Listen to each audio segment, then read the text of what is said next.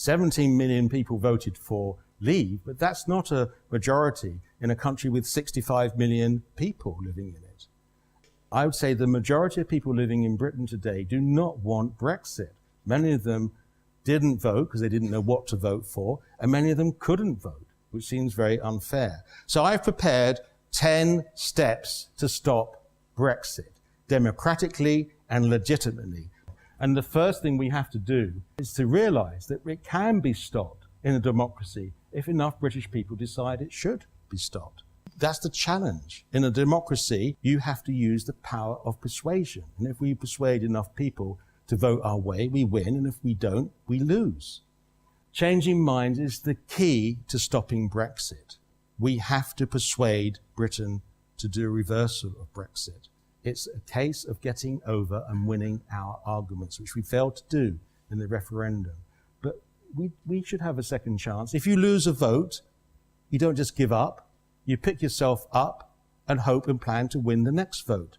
And in a democracy, there is always a next vote eventually, sooner or later. And I think it probably will be sooner rather than later, because I reckon that we will have a general election in due course. Now look at this. A quarter of all Britons who backed Brexit believed they were misled by the Leave campaign, and almost 1 in 10 now say that they would change their vote if a second EU referendum was held. This was based on an opinion poll published in the HuffPost. So things are starting to change.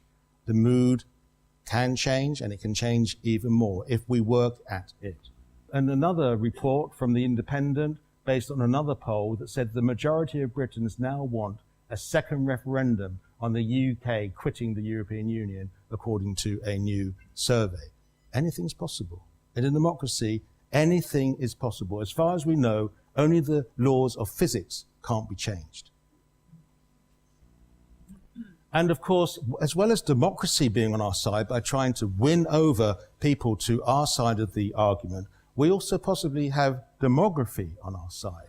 Because I know a lot of older people don't like me saying this, and I'm sorry, I'm going to say it again, is that it was the older voters that caused Brexit by a long way.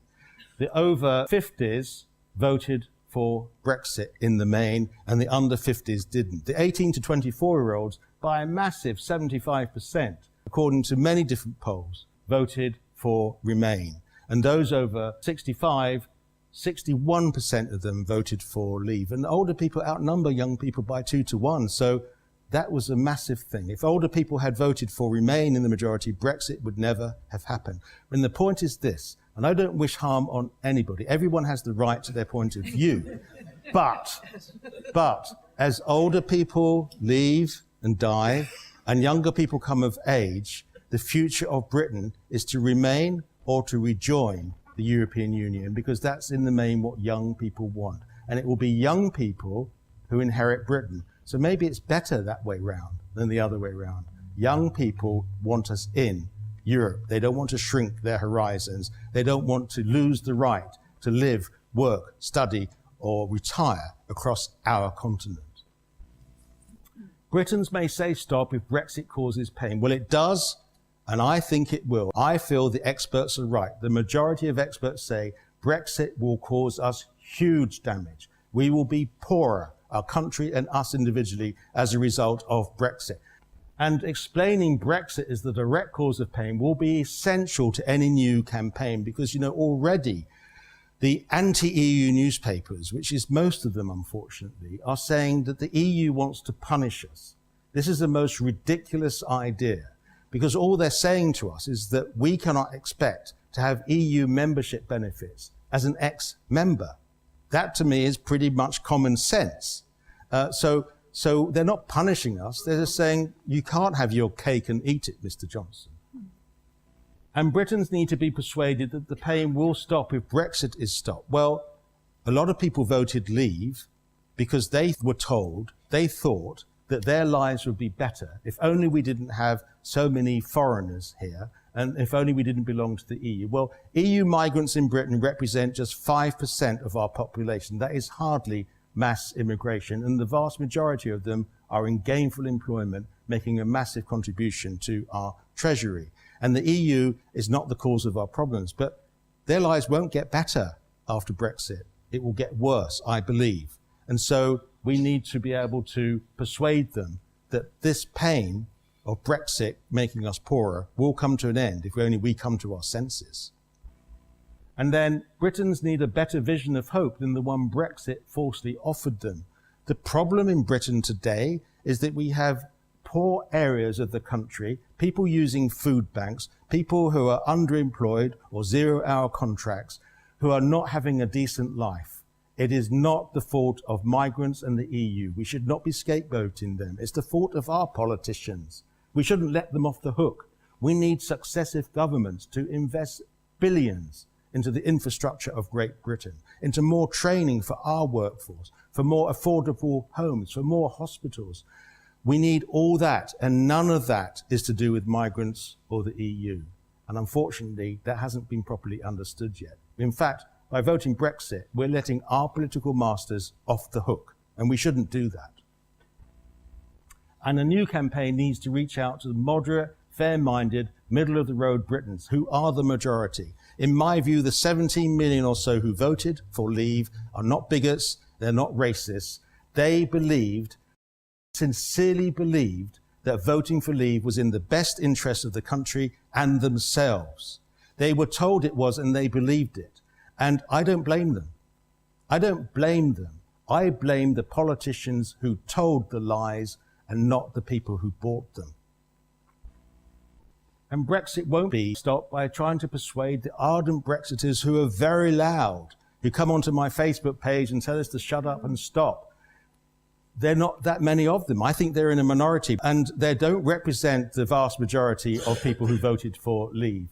And there needs to be a new, serious and determined alliance of anti-Brexit parties and politicians. Well, Vince Cable, the new leader of the Liberal Democrats, said, when we know what Brexit means, the people should get the choice, the government deal or an exit from Brexit. Well, I agree with him.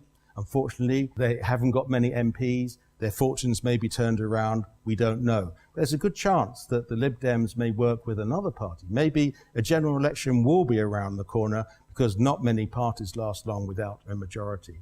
Labour have recently changed their position. They now say we should stay in the single market and the customs union after we have Brexited. We would continue to pay for access. We will continue to obey the rules. We will continue to have free movement of people for 3 or 4 years to soften the blow. But it doesn't end the blow. It's still going to come. The cliff edge is still going to be there. And finally, a campaign needs to win a new democratic opportunity for Britons to reconsider Brexit. Because if we change the mood of the country, which I think is the job we need to do, it's pointless unless we have a democratic opportunity for that new mood to be expressed. I think it could be a general election quite soon. So we need to campaign now.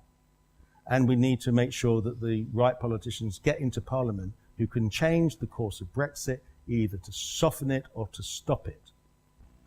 Now, over the last year, I set up my small grassroots Reasons to Remain campaign on Facebook. We've now produced over 1,000 reasons to remain in the EU. We are trying our best to persuade Britain to change its mind. And of course, we need you to pass them on, because the only way that we will change this, to turn it around legitimately for another generation, is to persuade the nation to turn around Brexit. Because the EU referendum campaign was flawed. The country was misled. The antidote to lies is the truth.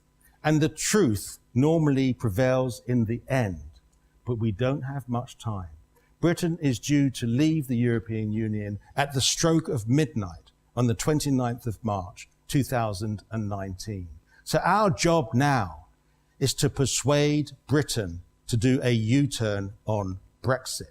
That's what we have to do. And if we can do that and Britain changes its mind about Brexit, that will be the democratic process. That will be the new will of the people. Because in a true democracy, voters are allowed to change their minds. Thank you.